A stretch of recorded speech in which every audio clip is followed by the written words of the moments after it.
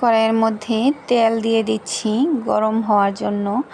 আর হচ্ছে এদিক দিয়ে আমি নিয়ে নিছি উচ্ছে পাতা। এই পাতাটা তো সবাই চিনে থাকেন আশা করি। এই পাতা দিয়ে আজকে আমি হচ্ছে এই লোনা ইলিশ, মানে যে লবণ মাখানো ইলিশ বিক্রি করা হয়, সেই ইলিশ মাছ দিয়ে হচ্ছে ঝোল রান্না করব। যে কোনো মাছ দিয়েই রান্না করা যায়। আমি হচ্ছে ইলিশ মাছটা নিয়ে নিয়েছি আর কয়েকটা কুচানো উচ্ছে পাতা নিয়ে নিয়েছি। এই পাতাটা দিয়ে হচ্ছে বড়া বানাবো।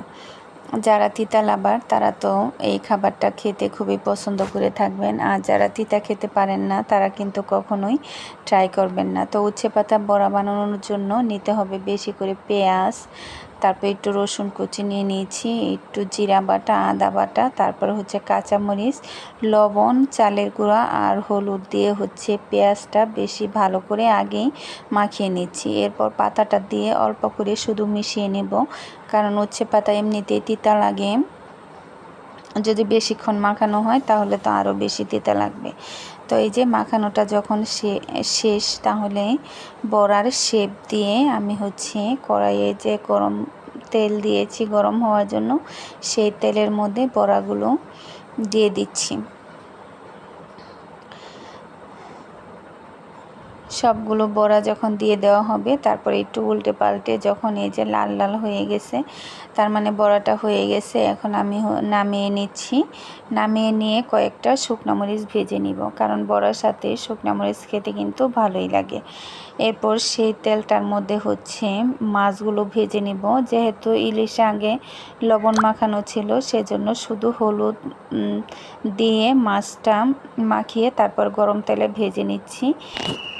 এরপর সেই তেলে হচ্ছে সরিষা আর কালো জিরে ফোড়ন দিয়ে তাতে হচ্ছে রসুন দিয়ে ভালো করে কষিয়ে নিয়ে তারপর হচ্ছে কিছুটা পানি দিয়ে দিব।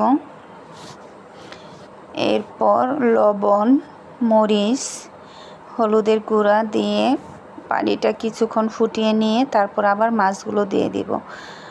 মাছগুলো যখন আর একটু জ্বালানো হয়ে যাবে, পানিটা একটু কমে যাবে, এরপর দিয়ে দিব হচ্ছে উচ্ছে পাতাগুলো। উচ্ছে পাতা দিয়ে বেশিক্ষণ হচ্ছে জাল দেওয়া যাবে না, একটা বলক আসার পরে নামিয়ে নিতে হবে, কারণ বেশিক্ষণ জাল দিলে অনেক বেশি তেতো হয়ে যাবে।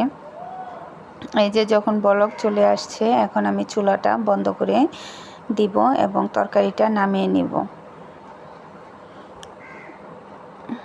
কার কার ভালো লাগে ভিডিওটা, যদি ভালো লেগে থাকে তাহলে লাইক কমেন্ট শেয়ার করে দিবেন। আর আমার মতো এরকম করে রান্না করে খেয়ে দেখবেন যে কেমন লাগে। কমেন্ট করে তো অবশ্যই জানাবেন।